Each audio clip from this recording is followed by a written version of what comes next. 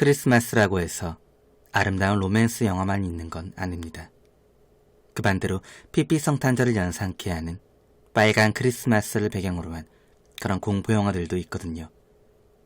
그래서 오늘은 피피 성탄절이라는 타이틀을 달고 거기에 맞게끔 크리스마스 배경으로 한 공포 영화 추천작 3편, 더도 말고 덜도 말고 딱 3편만 여러분들에게 추천을 해드릴까 합니다.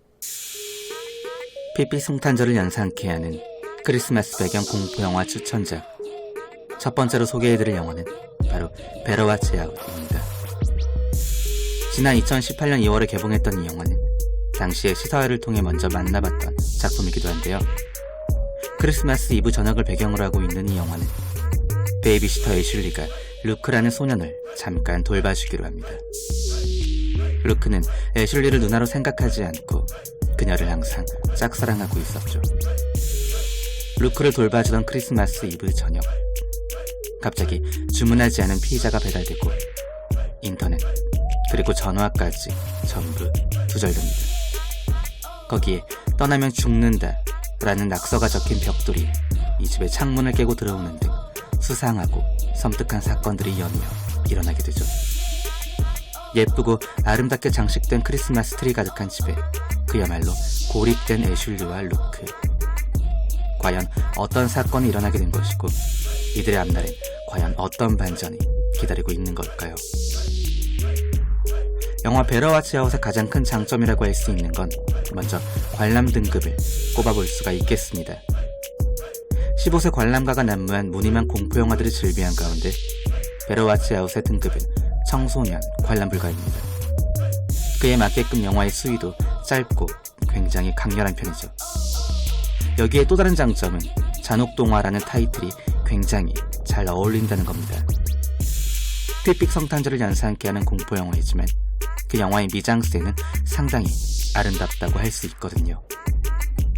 여기서 이야기의 흐름만 바꾸면 그냥 성탄절용 로맨스 영화입니다. 하지만 그 정도로 영화 속 배경은 그 어떠한 크리스마스 영화와 견주어도 지지 않을 정도의 상당한 영상미를 자랑한다고 볼 수 있습니다. 그런데 아름답고 예쁘게 그지없는 배경과 달리 이 영화의 이야기는 가히 충격적이라는 것이죠. 전 이 영화를 처음 접했을 때 나홀로 집의 성인판이라는 그런 생각을 가지기도 했습니다. 그 정도로 영화의 수위가 꽤 높은 편이거든요. 하지만 영화의 단점도 있습니다. 아름다운 미장센과 적나라한 장면들이 있지만 짧고 강렬하게 지나가기 때문에 자칫 금방 지루해질 수 있다는 겁니다. 계속해서 잔인한 장면들이 나오는 게 아니라 드라마적인 부분도 존재해 혹시나 처음부터 결말까지 찍고 찢기는 그런 공포영화를 선호하시는 분들에겐 다소 지루할 만한 영화가 아닐까 하는 생각도 듭니다. 하지만 흔히 보았던 공포영화의 배경은 아니기 때문에 지루함보다는 신선함을 조금 더 느낄 수 있지 않을까 생각이 드는 영화 베러 왓치 아웃이었습니다. 두 번째로 소개해드릴 영화는 지난 2014년작 예고살인자입니다. 이 영화의 관람 등급 역시 청소년 관람 불가 등급을 가진 작품인데요. 비바람이 몰아치는 크리스마스 이브의 밤을 시작으로 어느 한 남자가 경찰서를 찾게 되면서 본격적인 이야기가 진행되는 공포영화입니다. 의문의 남자가 자신의 지난 살인 범죄들을 하나씩 자백하면서 그 자백에 따라 형사들이 하나둘씩 죽게 됩니다. 크리스마스를 앞두고 있었기에 평화롭기만 하던 경찰서는 그야말로 발칵 뒤집히게 되죠.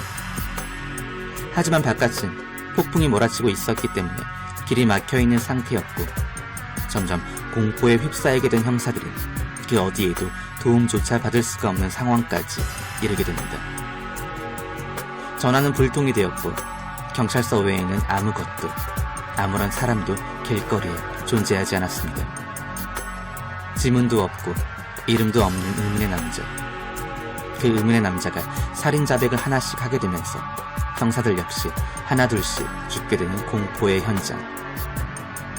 사실 이 영화는 크리스마스를 연상케 한다기보단 성탄절을 앞둔 하루 전날이란 시놉시스를 가진 공포영화인데요. 앞서 알려드린 베러 왓치 아웃과 다른 점은 분위기입니다. 한치 앞이 보이지 않을 정도로 무섭게 내리는 폭우, 그 폭우 속에 고립된 경찰서 하나, 그리고 그 경찰서 안에 의문의 남자와 갇히게 된 형사들. 이 세 가지의 키워드만 놓고 봐도 상당한 서스펜스를 자랑하는 그런 영화가 아닐까 생각됩니다. 개인적으로 저는 아이덴티티의 그 으스스한 분위기를 이 영화에서 느낄 수 있었던 것 같습니다. 크게 잔인하기보단 영화에서 느껴지는 서스펜스가 상당한 영화이기 때문에 이런 느낌의 작품을 선호하신다면 충분히 큰 재미를 느낄 수 있지 않을까 하는 영화, 예고살인자였습니다. 마지막으로 소개해드릴 영화, 피피 성탄절을 연상케 하는 공포영화는 우리나라 독립영화 휴게소입니다. 이 영화는 제가 개인적으로도 추천을 꼭 해드리고 싶은 작품인데요. 한국 오컬트 무비의 세계를 떠나서 한국 공포영화를 통틀어 재조명되어야 한다고 생각하는 공포영화입니다.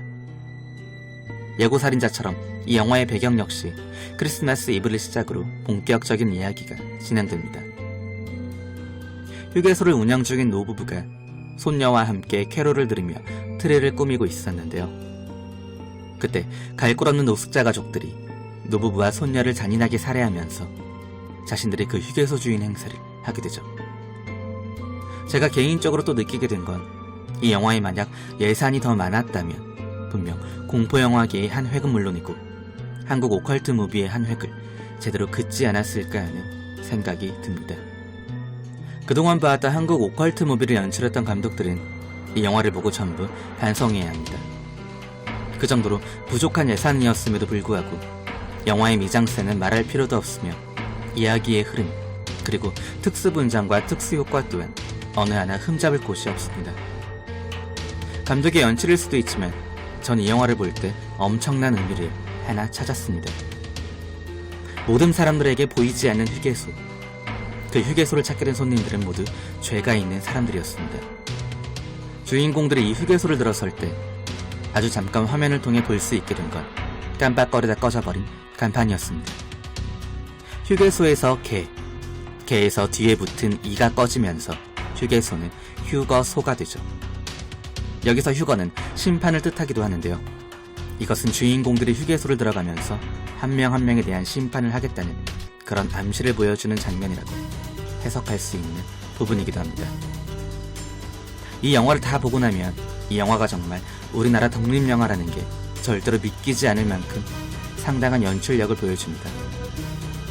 아무도 없고 아무것도 존재하지 않은 채 우두커니 서 있는 낡고 허름한 휴게소, 그리고 그 휴게소 안에 갇힌 주인공들에 대한 심판, 거기서 오는 으스스한 분위기 역시 관전 포인트가 되지 않을까 생각되는 영화 휴게소였습니다.